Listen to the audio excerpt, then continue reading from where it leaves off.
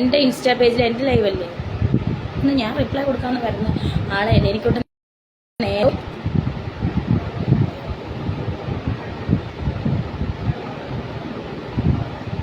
നിനക്കുണ്ടോ വൈകെ കോഴിച്ചേട്ടൻ? നിനക്കായിരുന്നോ കോഴിച്ചേട്ടൻ? എനിക്കല്ല, എനിക്ക് കോഴിച്ചേട്ടനില്ല, നിനക്കായിരിക്കും.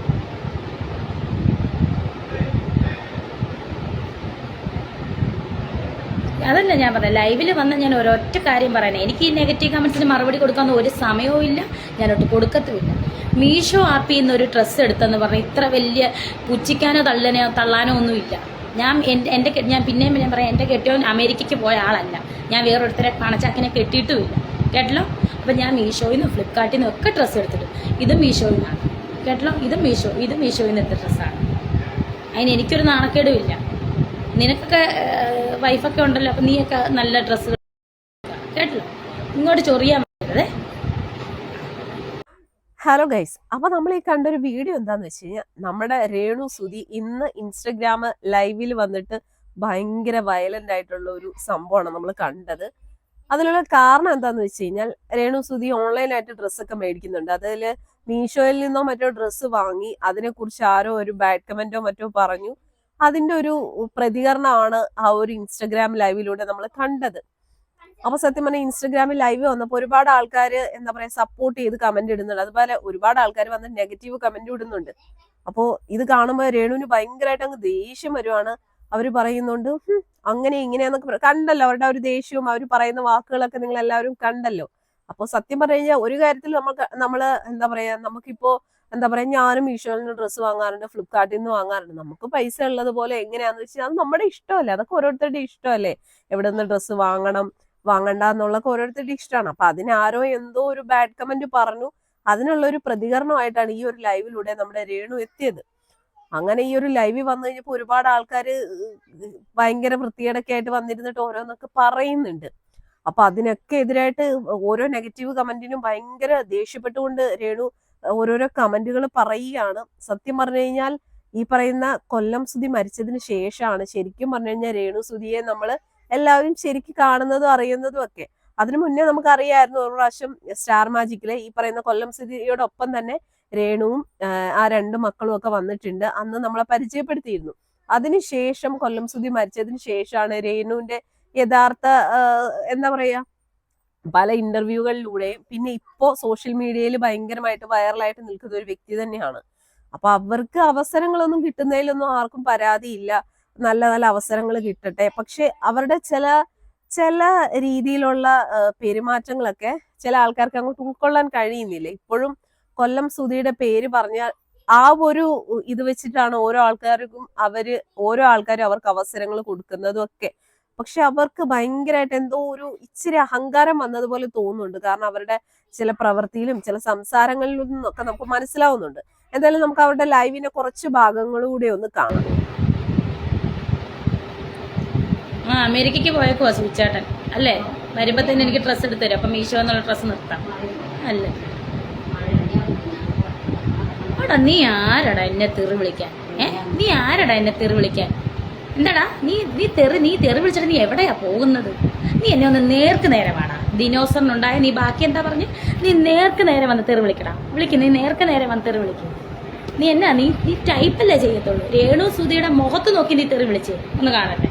മീഷോ ആപ്പിന്റെ കാര്യം പറയാൻ വേണ്ടിയിട്ടുള്ള ഞാൻ മീഷോ ആപ്പിൽ ഒരു ഡ്രസ്സ് എടുത്തതിന് ഇത്ര കളിയാക്കേണ്ട കാര്യം എന്ന് പറയാൻ വേണ്ടി കശുണ്ടെങ്കിൽ അവരുടെയൊക്കെ പെങ്ങന്മാർക്കും ഭാര്യമാർക്കും നല്ല ഡ്രസ്സ് എടുത്ത് കൊടുക്കാം. എനിക്ക് ഏതായാലും കാശുമില്ല, എനിക്ക് ഒട്ടാരും തരാനും ഇല്ല ഡ്രസ്സ് എടുത്ത്. സോ എനിക്ക് അയ്യോ മൂക്കിൻ്റെ സൈഡ് എൻ്റെ മറുകാണല്ലോ, നോക്കൂ, ഒരു ഫിൽറ്ററും ഇല്ലാത്ത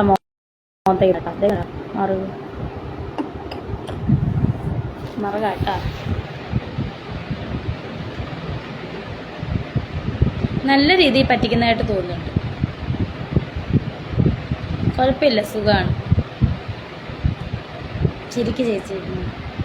ഇനി ഞാൻ ചിരിച്ചു കഴിയുമ്പോൾ എൻ്റെ വായുടെ കുറ്റം പറയാൻ.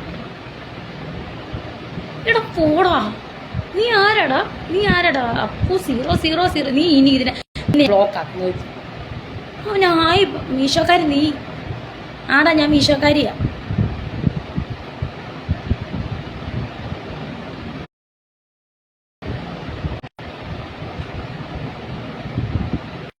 എടാ നീ എന്നെ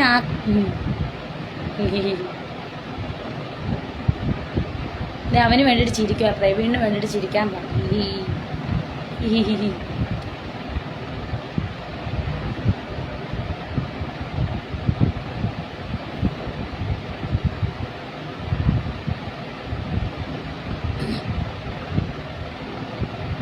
600 പേരല്ലേ ഉള്ളൂ. അപ്പൊ എല്ലാവരും കണ്ടല്ലോ, നമ്മുടെ രേണു സുധിയുടെ ലൈവാണ് നടന്നത്. സത്യം പറഞ്ഞു കഴിഞ്ഞാല് ഇവര് പറയും ഞാൻ നെഗറ്റീവിനൊന്നും മൈൻഡ് ചെയ്യാറില്ല, ഞാൻ നെഗറ്റീവിനൊന്നും മറുപടി പറയാറില്ല എന്നൊക്കെ പറഞ്ഞിട്ട് അങ്ങ് കുത്തിയിരുന്ന് അങ്ങോട്ട് നെഗറ്റീവ് കമന്റ് ഇടുന്നവരെ അങ്ങോട്ട് ചീത്ത പറയുക. ഇതിനിടയ്ക്ക് ഇവരെ സപ്പോർട്ട് ചെയ്തല്ലേ, ഇവരോട് ഇവരെ ഇഷ്ടപ്പെടുന്ന ആൾക്കാരും വന്ന് കമന്റ് ചെയ്യുന്നുണ്ട്. അപ്പൊ അവരൊക്കെ പറയുന്നുണ്ട് ചേച്ചി കൂളാവ് ചിരിക്കുക എന്നൊക്കെ പറയുമ്പോ ഇവര് ഇങ്ങനെയൊക്കെ വെച്ചിട്ട് ഒരുമാതിരി ഇഷ്ടപ്പെടുന്നവരെ കൂടെ വെറുപ്പിക്കുന്ന രീതിയിലുള്ള ഒരു പ്രതികരണം ആയിപ്പോയി. ഇപ്പൊ സത്യം പറഞ്ഞു കഴിഞ്ഞാൽ ഇങ്ങനെയൊക്കെ ലൈവ് വരുമ്പോൾ ഇവർ ഇഷ്ടപ്പെടുന്ന ആൾക്കാർ ഒരുപാടുണ്ടാവും, അതുപോലെ ഇവരെ നെഗറ്റീവ് പറയാൻ ഒരുപാട് ആൾക്കാരുണ്ട്. സത്യം പറഞ്ഞാൽ നെഗറ്റീവിനെ മൈൻഡ് ചെയ്യാതിരിക്കുന്നതാണ് നല്ലതെന്നാണ് എൻ്റെ ഒരു അഭിപ്രായം. രേണു സുധിയെ സംബന്ധിച്ചിടത്തോളം സപ്പോർട്ടേഴ്സിനെക്കാട്ടി കൂടുതലും ഇവർക്ക് നെഗറ്റീവ് പറയുന്ന ആൾക്കാരാണ് കൂടുതലുള്ളത്. കാരണം എന്താന്ന് വെച്ച് കഴിഞ്ഞാൽ ഇവരുടെ ചില പ്രവൃത്തികൾ തന്നെയാണ്. അതായത് കാണുന്നവരെ ചൊടിപ്പിക്കുക, അല്ലെങ്കിൽ പ്രേക്ഷകരെ ഒരുമാതിരി ഒന്ന് ചൊടിപ്പിക്കാൻ വേണ്ടിയിട്ട് കാണിക്കുന്ന ചില പ്രഹസനങ്ങളുണ്ട്. അതിൽ പ്രത്യേകിച്ച് റീൽസും കാര്യങ്ങളൊക്കെ മറ്റേ ദാസേട്ടൻ കോഴിക്കോട് എന്ന് പറയുന്ന പുള്ളിക്കാരനുമായിട്ട് ഈ ഇടയും 1-2 റീൽസ് ഒക്കെ ഇവര് ചെയ്തിട്ടുണ്ടായിരുന്നു. അത് സത്യം പറഞ്ഞു കഴിഞ്ഞാൽ ഇവര് പറയുന്നത് അത് അവരുടെ ഇഷ്ടമാണ്, അങ്ങനെ ഇങ്ങനെയാന്നൊക്കെ പറയുമെങ്കിൽ അവർക്കറിയാം അവരുടെ അങ്ങനെയുള്ള റീൽസ് വന്നു കഴിയുമ്പോൾ അതിന് നെഗറ്റീവ് ഉണ്ടാവും. നെഗറ്റീവിലൂടെ മാത്രമേ ഇവർക്ക് നല്ല റീച്ച് കിട്ടുള്ളൂ എന്ന് ഇവർക്ക് നന്നായിട്ട് അറിയാം. സത്യം പറഞ്ഞു കഴിഞ്ഞാൽ ഇവര് സത്യം പറഞ്ഞാൽ ഇവരെ നെഗറ്റീവ് പറയുന്നവരോട് വേണം ഇവര് താങ്ക്സ് പറയാൻ. കാരണം ഇവർ ഇത്രയും വലിയൊരു നിലയിൽ എത്തിച്ചത് നെഗറ്റീവ് കമന്റുകളും അതുപോലെ തന്നെ ചില റിയാക്ഷൻ വീഡിയോസ് കാരണമാണ് ഇവർ ഇങ്ങനെ ഇപ്പൊ ഇത്രയും അവസരങ്ങൾ ഒക്കെ ഇവർക്ക് കിട്ടിയത്. നല്ല കാര്യം തന്നെ, അവസരങ്ങളൊക്കെ കിട്ടട്ടെ, അതിലൊന്നും നമുക്ക് ഒരു പരാതിയില്ല. പക്ഷെ അഹങ്കാരം അത് കുറച്ചാൽ നന്നായിരുന്നു. അല്ലാന്നുണ്ടെങ്കിൽ ഇപ്പൊ സപ്പോർട്ട് ചെയ്യുന്ന ആൾക്കാർ കൂടെ അങ്ങനെയുള്ളവരുടെ സപ്പോർട്ട് കൂടെ കുറയും.